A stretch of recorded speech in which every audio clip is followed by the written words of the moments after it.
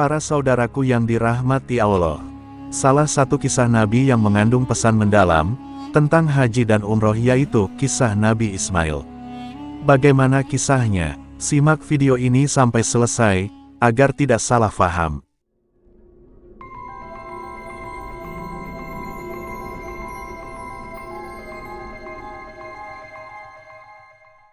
Nabi Ismail merupakan anak dari bapak para nabi, yakni Nabi Ibrahim dan Siti Hajar. Karena kisahnya yang penuh kebijaksanaan, maka sudah seharusnya umat Islam tahu kisah Nabi Ismail secara lengkap.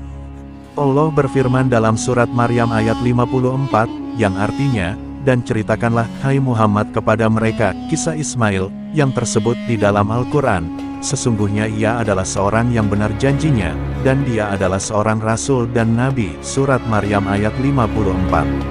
Kelahiran Nabi Ismail menjadi tonggak sejarah peradaban umat Islam di Mekah, yang semula tidak berpenghuni menjadi tempat yang paling dirindukan. Sudah banyak yang membahas sejarah kurban dari sudut pandang Nabi Ibrahim. Lantas, bagaimana dari sudut pandang anaknya? Nabi Ibrahim, Nabi Ismail, dan Siti Hajar awalnya tinggal bersama di Palestina. Suatu hari, Allah menguji Nabi Ibrahim untuk memboyong Nabi Ismail dan Siti Hajar ke tempat tandus. Siti Hajar yang penasaran bertanya kepada Nabi Ibrahim, mereka akan pergi kemana? Ia terus mengulang pertanyaan hingga akhirnya keluar perkataan pamungkas, yaitu, apakah Allah yang memerintahkan kamu? Nabi Ibrahim pun mengiyakan, lalu Siti Hajar menjawab dengan keyakinan bahwa Allah tidak akan menelantarkan mereka. Nabi Ibrahim meninggalkan mereka dengan perasaan kalut, sambil berdoa agar Allah senantiasa melindungi mereka. Demikian Hajar yang terus meyakinkan dirinya bahwa Allah tidak akan meninggalkannya sendiri. Ia bertahan hidup dari bekal air yang dibawa dari Syam, Palestina. Lama-kelamaan persediaan bekal habis, Siti Hajar haus, begitu pula Ismail kecil yang menangis untuk meminta minum. Hajar pun berusaha mencari sumber mata air dengan berlari dari Bukit Safa dan Bukit Marwah sebanyak 7 kali. Hasilnya nihil karena tempat tersebut tidak ada penghuni selain mereka berdua. Tiba-tiba ada yang menyapa Siti Hajar saat ia berada di puncak Bukit Marwah. Ia dengarkan dengan seksama bahwa seseorang akan menolong Hajar dan anaknya. Ternyata, Allah menurunkan malaikat Jibril untuk membuat sumber mata air yang kelak menjadi buah tangan favorit para jamaah haji, yang kita kenal dengan sebutan air Zam-Zam. Sambil menangis, Ismail kecil menghentakkan kakinya dan keluarlah air jernih dari tanah yang tandus. Siti Hajar senang sekali hingga bergumam, "Sam, Sam, Sam," yang artinya berkumpul. Itulah asal mula sa'i sebagai salah satu tahapan saat haji dan segarnya air Zam-Zam yang dirindukan oleh jamaah haji di seluruh dunia. Allah mencatat kisah Siti Hajar bolak-balik Bukit Safa dan Marwah dalam surat Al-Baqarah ayat 158, yang artinya, sesungguhnya Safa dan Marwah adalah sebagian dari syiar Allah. Maka barang siapa yang beribadah haji ke Baitullah atau berumroh, maka tidak ada dosa baginya mengerjakan sa'i antara keduanya, dan barang siapa yang mengerjakan suatu kebajikan dengan kerelaan hati, maka sesungguhnya Allah Maha mensyukuri kebaikan lagi Maha mengetahui. Pelan-pelan, Siti Hajar dan Nabi Ismail menemukan kehidupan di Makkah berkat air Zam-Zam. Suatu ketika, datang suku Jurhum yang sedang mencari air. Mereka melihat ada burung berputar-putar dan berharap itu tanda adanya sumber mata air. Mereka menebak-nebak sambil berharap. Dugaan mereka benar dan akhirnya bertemu Siti Hajar serta anaknya. Siti Hajar membuat perjanjian untuk tidak merebut sumber mata air tersebut. Mereka setuju, kemudian hidup bertetangga dengan rukun. Ismail belajar bahasa Arab dari suku Jurhum dan tumbuh menjadi anak yang cerdas, berperilaku baik, sopan, dan taat kepada Allah seperti yang ibunya ajarkan. Tahun demi tahun berlalu, Ismail tumbuh dewasa hingga akhirnya siap bertemu ayahnya, Nabi Ibrahim, untuk melepas rindu. Nabi Ibrahim pun rutin berkunjung ke Mekah untuk bertemu anak tercinta. Lalu, Allah menguji kembali keimanan Nabi Ibrahim dengan memberinya mimpi untuk menyembelih anaknya. Mimpi Nabi merupakan pertanda wahyu atau perintah kurban akan turun. Ia meminta pendapat anaknya. Tak butuh waktu lama, Ismail meminta bapaknya untuk patuh pada perintah Allah. Kisah ini diabadikan dalam surat As-Saffat ayat 102.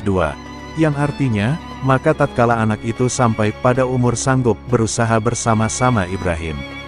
Ibrahim berkata, "Hai anakku, sesungguhnya aku melihat dalam mimpi bahwa aku menyembelihmu. Maka fikirkanlah apa pendapatmu."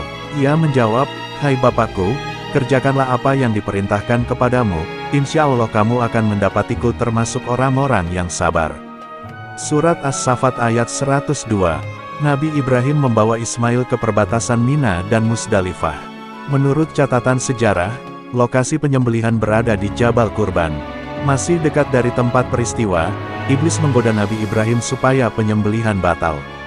Tak tinggal diam, ia menyambitnya dengan batu yang kini dikenal dengan sebutan lempar jumroh saat prosesi haji. Setelah sampai di Jabal Kurban, Nabi Ibrahim membaringkan Ismail dan menutup matanya dengan kain putih. Saat pisaunya siap menyembelih anaknya, malaikat Jibril gantikan dengan seekor sembelihan yang besar. Kejadian tersebut Allah catat dalam surat As-Saffat ayat 107. Yang artinya, "Dan kami tebus anak itu dengan seekor sembelihan yang besar." Menurut tafsir dari Ibnu Abbas bahwa hewan yang menggantikan Nabi Ismail ketika akan disembelih, sejenis kibas atau kambing spesial yang berasal dari surga. Ibnu Abbas mengatakan bahwa kibas adalah hewan persembahan dari Habil saat ia berkompetisi dengan Kabil. Tujuannya yaitu untuk mendekatkan diri kepada Allah. Allah menerima kurbannya, lalu kambing tersebut dipelihara di surga untuk menebus Ismail. Peristiwa yang dialami Nabi Ismail menjadi awal mula turunnya perintah berkurban untuk umat Islam yang memiliki kemampuan lebih dari segi finansial. Kisah petualangan anak dan bapak yang Allah istimewakan ini masih berlanjut. Allah memerintahkan Nabi Ibrahim untuk membangun Ka'bah sebagai rumah ibadah pertama bagi manusia. Ia membangun Ka'bah langsung di bawah bimbingan Allah melalui perantara awan. Usai menentukan derajat posisi, Nabi Ibrahim membangun pondasi.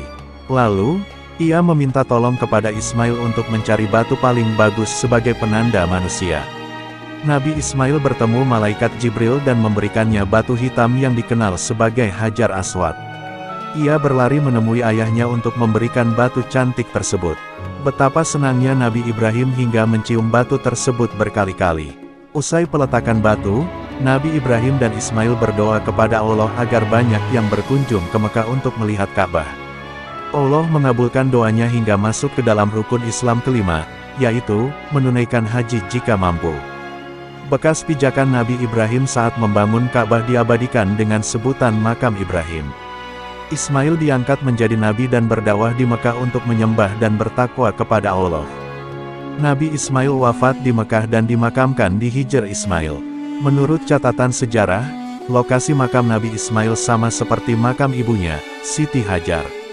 Hikmah terkandung dalam kisah Nabi Ismail dan implementasi kurban, yaitu Nabi Ismail adalah anak soleh yang percaya dengan kekuasaan Allah. Tampaknya, umat Islam tidak akan mengetahui esensi kurban agar manusia saling berbagi satu sama lain. Selain itu, Allah tidak akan menguji hambanya di luar batas kemampuannya. Selama manusia berusaha mencari solusi, maka Allah akan bantu hambanya keluar dari krisis yang dihadapi. Semoga bermanfaat.